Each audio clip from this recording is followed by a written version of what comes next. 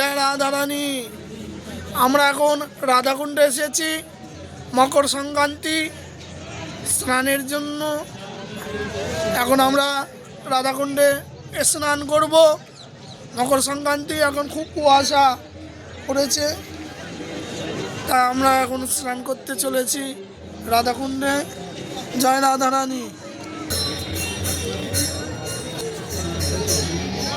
যাও যাও।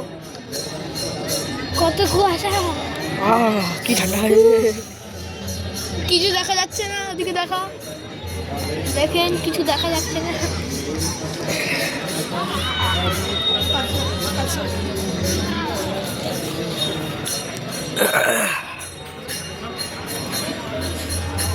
ঠান্ডা, জল ঠান্ডা, গরম গরম। হ্যাঁ গরম গরম।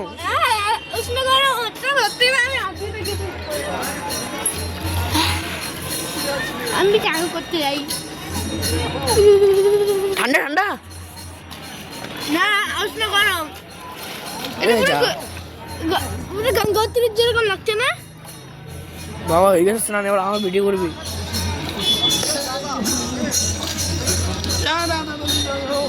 আমি যাই এবার, কিছু করবো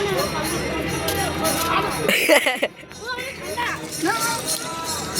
পুরো গরম জল, গরম জল।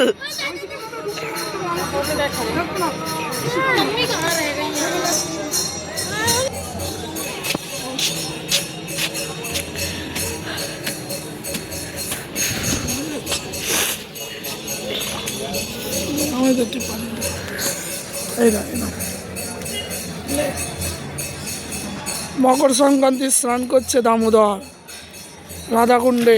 হ্যাঁ, কি ডুব দিচ্ছে, আরো ডোব দামো, আরো ডোব।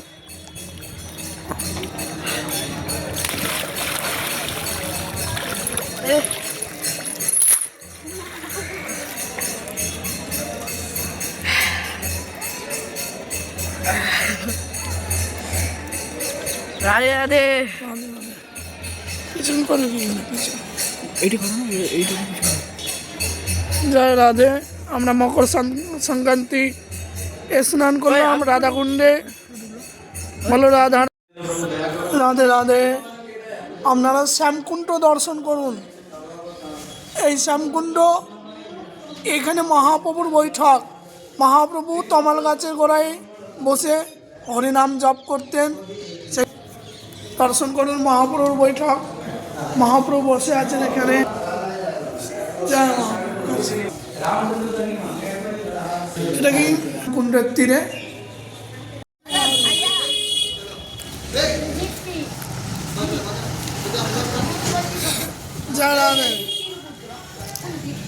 শ্যামকুণ্ড দর্শন করুন। এটা হলো শ্যামকুণ্ড। শ্যামকুণ্ড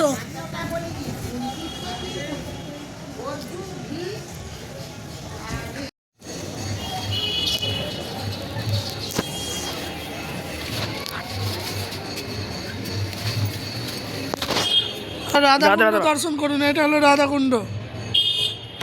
রাধাকুণ্ড দর্শন করুন। বলো রাধা রানী কি জয়। এই রাধাকুণ্ডের জল মাঝে মাঝে রং পরিবর্তন হয়। এখন হালকা একটু লালচে কালার হয়েছে, হয়তো ক্যামেরায় ধরা পড়ছে না। লালচে কালারের হয়েছে, কখনো সাদা হয়, কখনো নানান রং হয়।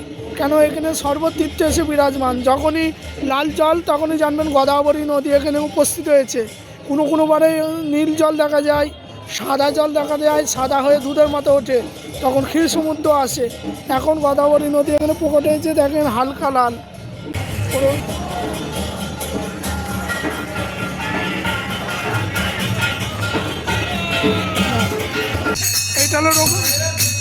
এটা হলো রঘুনাথ দাস গোস্বামীর সমাধি।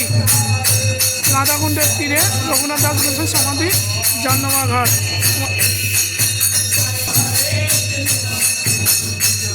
রঘুনাথ দাস গোস্বামীর সমাধি দর্শন করে।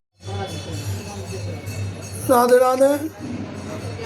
এখানে নিত্যানন্দ প্রভুর স্ত্রী জাহ্নবী ঠাকুরানী এই রাধাকুণ্ডের তীরে এইখানেই ভজন করেছিলেন। এই জন্য এইটা ওনার ভজনস্থলী।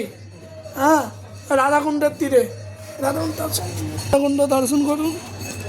বর্তমানে জলের কালার অন্যরকম লাল। রাধে। এইখানে জানবা ঠাকুরানী ভজন করেছিলেন। জয় শ্রী রাধে, রাধে রানী কি জয়। জয় রাধে। এখন আমরা রাধাকুণ্ড পরিক্রমা দিতে দিতে শ্যামকুণ্ডের তীরে পঞ্চপাণ্ডব ঘেরায় এসে উপস্থিত হয়েছি। এইটার নাম পঞ্চপাণ্ডব ঘেরা। এখানে পঞ্চপাণ্ডবগণ 5টি নিম গাছ রূপে এখানে ভজন করতেন। হ্যাঁ, তা রঘুনাথ দাস গোস্বামী মনে মনে বাসনা করেছে শ্যামকুণ্ড এবং রাধাকুণ্ড নির্মাণ করব এখানে। কেন মহাপ্রভু যখন এসেছিলেন, রঘুনাথ গোস্বামী এসেছিলেন, তখন এটা ধান ক্ষেত ছিলেন, একটা জমি ছিল। তাই তার মনে বাসনা হয়েছে এই কুণ্ড সংস্কার খনন করতে হবে। তাই এত টাকা পাবে কোথায় নিতে? বৈরাগী এক মাঠা খেয়ে, এক দোনা মাঠা খেয়ে ভজন করেন, মানে ঘোল যাকে বলে। তারপরে এক শেঠ ধনাঢ্য ব্যক্তি বদ্রীনারায়ণের সেবার জন্য, হিমালয়ে বদ্রীনারায়ণ সেবার জন্য চলেছেন বদ্রিকাশ্রমে। পথের মধ্যে তিনি এক জায়গায় নিদ্রিত হয়ে গিয়েছিলেন। বদ্রীনারায়ণ ভগবান তাকে স্বপ্ন বললেন, এই সম্পদ নিয়ে তুমি আমার এখানে না সেবা করে রাধাকুণ্ডে চলে যাও, যেখানে গিয়ে রঘুনাথ দাস গোস্বামী তিনি ভজন করছেন, তার কাছে এই অর্থ দাও, দিয়ে কুণ্ড, শ্যামকুণ্ড, রাধাকুণ্ড সংস্কার করবে। তাই সে সেট এসে এখানে, যখন জঙ্গল তো গভীর জঙ্গল, বাঘ ভালুক বাস করতো, এসে বলে রঘুনাথ দাস গোস্বামীকে, উনি এসে বলে আমি বললাম বদ্রীনারায়ণ ভগবান আমাকে আদেশ করেছে আপনার সেবার জন্য, আপনার মনে বাসনা হয়েছে রাধাকুণ্ড শ্যামকুণ্ড সংস্কার করবেন। তখন তিনি বলে হয়তো মনে মনে করেছি, তা গোবিন্দ আমার কথা শুনেছে। সেই সেটকে দিয়ে, ধনাঢ্য ব্যক্তিকে দিয়ে প্রথমে রাধাকুণ্ড খনন করা হলেন। রাধাকুণ্ড চৌকো, 4 কোণার চৌক সমান চারদিকে, শ্যামকুণ্ড চারদিকে সমান খনন করতে যাবেন। তারপরের দিনকে তিনি এখানে কুণ্ড খনন করবেন সংকল্প নিয়েছেন। সঙ্গে সঙ্গে পঞ্চপাণ্ডব স্বপ্নতে প্রকট হয়ে বললেন, আমরা 5 জন এখানে নিম গাছ রূপে ব্রজরাজে ভজন করছি গোবিন্দকে পাবার আশায়। বলে কেন তোমরা গোবিন্দের পার্ষদ, তোমরা কি গোবিন্দকে পাও না? বলছে না, আমরা স্বর্গ কামনায় আমাদের দেহত্যাগের পরে আমরা স্বর্গে গমন করেছিলাম। স্বর্গে গিয়ে যখন গোবিন্দকে খুঁজে বেড়ালাম, দেবতারা বললো স্বর্গ ভোগভূমি, এখানে ভগবান থাকে না। তাই তারা বলে যেখানে ভগবান নাই, কৃষ্ণ নাই, সেখানে আমরা কি করব থেকে? হ্যাঁ, তাই স্বর্গ থেকে এই কলিযুগে তারা এখানে নিম গাছ রূপে ব্রজরাজে ভজন করছিলেন। হ্যাঁ, আজ থেকে 30 বছর আগে আমি যখন এসেছি তখনই একটা গাছ জীবিত ছিল, দেখেছিলাম এখানে, এখন বর্তমানে নাই নিম গাছ রূপে। এই জন্য আমাদের কারো কাটো না কাটলে তো 4 কোণে হবে না শ্যামকুণ্ড, কিন্তু উনি আদেশ করলে আমাদের কাটো না, আমরা ভজন করছি গোবিন্দ পাওয়ার জন্য। এই জন্য শ্যামকুণ্ডটা দেখবেন পুরো টেরা, দেখাতে দাম ওই দেখেন শ্যামকুণ্ড কিন্তু সমান না, ওই দেখেন বক্রবতী, ওদিকে চওড়া বেশি, এদিকে সরু, রাধাকুণ্ড সমান। হ্যাঁ, এই জন্য গোবিন্দ যেমন টেরা বেঁকা, তার কুণ্ডটাও বেঁকা। রাধারানী সিধে ভুলিবালি সিধে সাদা, তার কুণ্ডটাও যেন 4 কোণানো সিধে। নিতাই গৌর হরিবল। এই পঞ্চপাণ্ডব ঘেরা, এখানে সাধু সেবা হচ্ছে, ভান্ডারে হচ্ছে, এই সেই পঞ্চপাণ্ডব ঘেরা সাধু।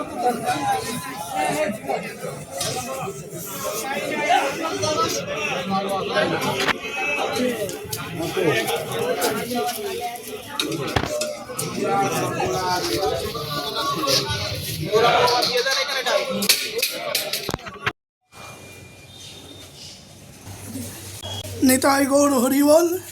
এইটাই গিরিরাজের জিওবা মন্দির। এই যে গিরিরাজ শিলা দেখতে পাচ্ছেন, এই গিরিরাজের অলৌকিক লীলা আছে, সেইটি বর্ণন করব। এদিকে পঞ্চপাণ্ডব বললেন শ্যামকুণ্ডটা বক্র দিকে নিয়ে যাও, বেঁকিয়ে নিয়ে যাও। হ্যাঁ, বেঁকিয়ে নিয়ে যাওয়া হলো। আবার এদিকে এসে একটু চওড়া করতে যাবে, খনন করার সঙ্গে সঙ্গে এখানে গিরিরাজ শিলা, সেখানে অস্ত্র আঘাত করলেন, সেই শিলা হইতে রক্ত বেরোতে লাগলেন। রঘুনাথ দাস গোস্বামীকে গিরিরাজ বললেন, সাক্ষাৎ গিরিরাজ, এইটা আমার জিওবা। কেন 21 কিলোমিটার লম্বা তো গিরিরাজ রাধাকুণ্ড পর্যন্ত, তা এইখানে তার মুখ বা জিওবা, রাধাকুণ্ডটা লাস্ট। তা এই জন্য বললো এটা আমার জিহবা একটুখানি অগ্রভাগ কেটে গেছে অস্ত্র আঘাত করতে খনন করতে। সেই থেকে রঘুনাথ দাস গোস্বামী আর এইখানে খুললেন না, পাশ দিয়ে শ্যামকুণ্ডর আর একটু বেকায় নিয়ে গেলেন, বেঁকিয়ে নিয়ে গিয়ে সেখানে এইটা হলো সেই জিহবা মন্দির, সাক্ষাৎ গিরিজা আছে জিহবা, নিতাই গৌর হরিবল।